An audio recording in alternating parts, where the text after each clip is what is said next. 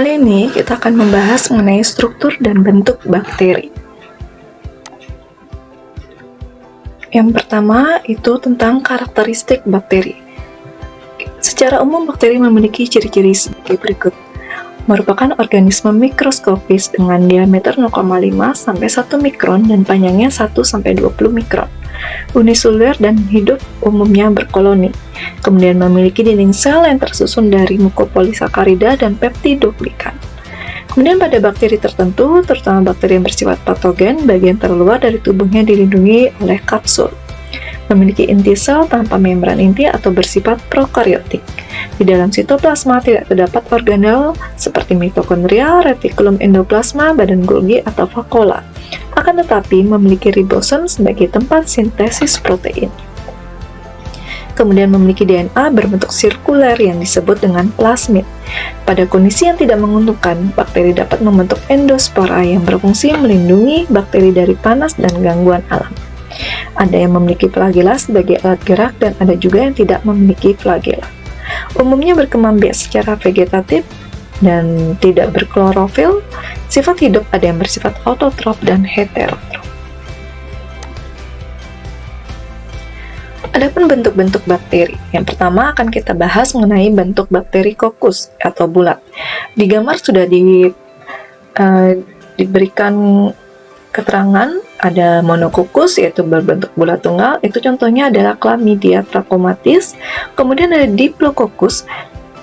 Ya, Diplococcus berbentuk bulat bergandengan dua, contohnya Neisseria gonorrhoeae.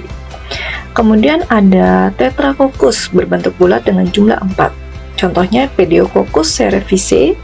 Kemudian ada Sarkina berbentuk bulat dengan jumlah 8. Contohnya itu adalah Thiosarcina rosea.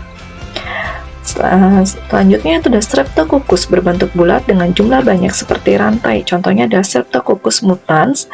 Kemudian ada Staphylococcus berbentuk bulat dengan jumlah banyak seperti buah anggur. Contohnya adalah Staphylococcus aureus. Kemudian bakteri yang berbentuk basil atau batang. Yang pertama monobasil berbentuk batang tunggal, contohnya E. coli. Kemudian ada diplobasil berbentuk batang bergandengan dua, itu contohnya Salmonella typhosa. Kemudian ada streptobasil berbentuk batang berjumlah banyak seperti rantai, contohnya adalah Bacillus anthracis.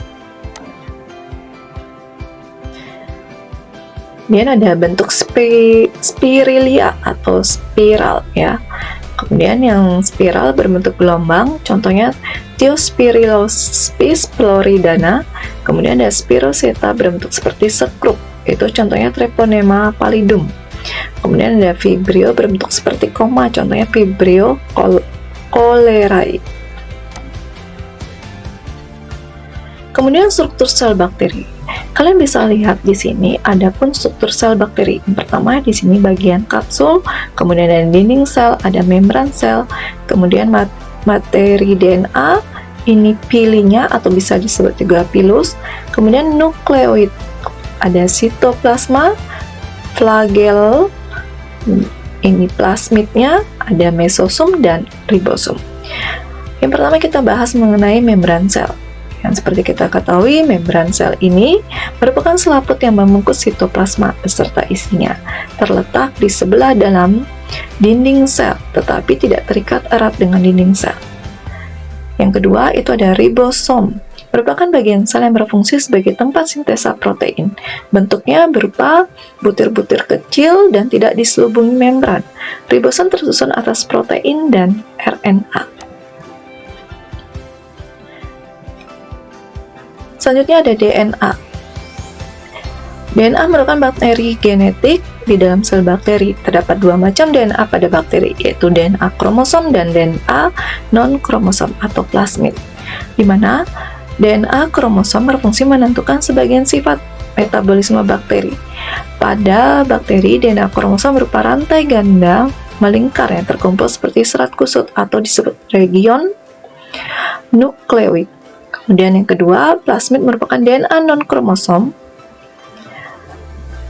yang berbentuk sirkuler dan berukuran lebih kecil dibandingkan dengan DNA kromosom. Plasmid dapat bereplikasi tanpa kontrol dari DNA kromosom dan dapat dengan mudah ditransfer ke sel bakteri lainnya saat terjadi konjugasi.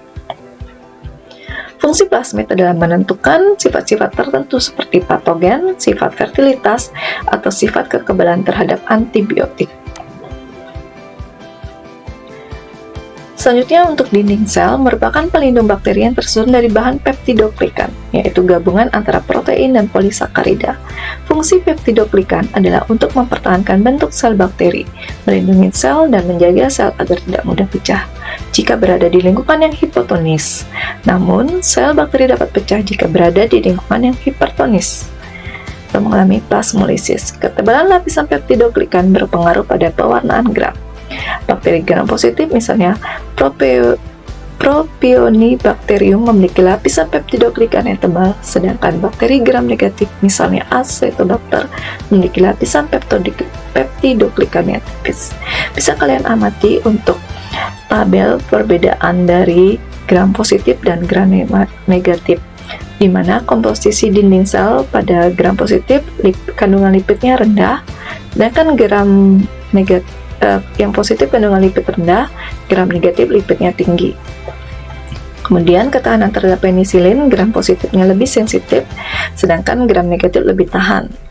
Kemudian penghambatan warna basah, gram positif lebih dihambat, gram negatif kurang dihambat.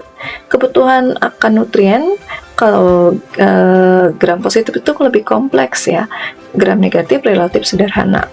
Ketahanan terhadap perlakuan fisik, gram positif lebih tahan, sedangkan gram negatif itu kurang tahan.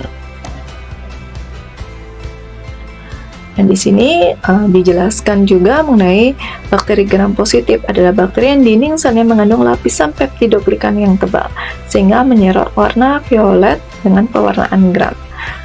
Contohnya itu adalah Actinomyces, Lactobacillus, Propionibacterium, Clostridium, Eubacterium, dan Staphylococcus. Kemudian bakteri gram negatif adalah bakteri yang dinding selnya mengandung lapisan peptidoglikan yang tipis, sehingga menyerap warna merah dengan pewarnaan gram. Contohnya Rhizobium leguminosarum, Salmonella typhi, Helicobacter pylori, Neisseria gonorrhea, dan Haemophilus influenzae. Lapisan peptidoglikan yang tipis tersebut terletak di ruang periplasmik antara membran plasma dan membran luar.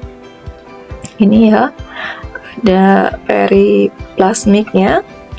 Bakteri gram negatif yang bersifat patogen lebih berbahaya dibandingkan dengan bakteri gram positif. Hal ini disebabkan bakteri gram negatif memiliki membran luar pada dinding sel yang tersusun dari lipopolisakarida. Jadi disinilah letak lipopolisakarida pada bakteri gram negatif. Membran tersebut dapat melindungi bakteri dari sistem pertahanan inang dan dapat menghalangi masuknya obat-obatan antibiotik. Selain itu, membran luar dapat bersifat toksik bagi sel inang.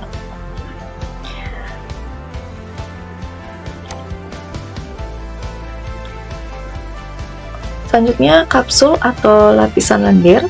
Kapsul atau lapisan lendir merupakan lapisan terluar dari tubuh bakteri yang berfungsi sebagai pelindung, menjaga sel dari kekeringan, atau membantu pelekatan sel bakteri pada sel lain. Kapsul atau lapisan lendir disekresikan oleh bakteri. Kapsul jika berupa lapisan pelindung yang tebal, biasanya kapsul dimiliki oleh bakteri-bakteri patogen. Kapsul tersusun dari bahan glikoprotein.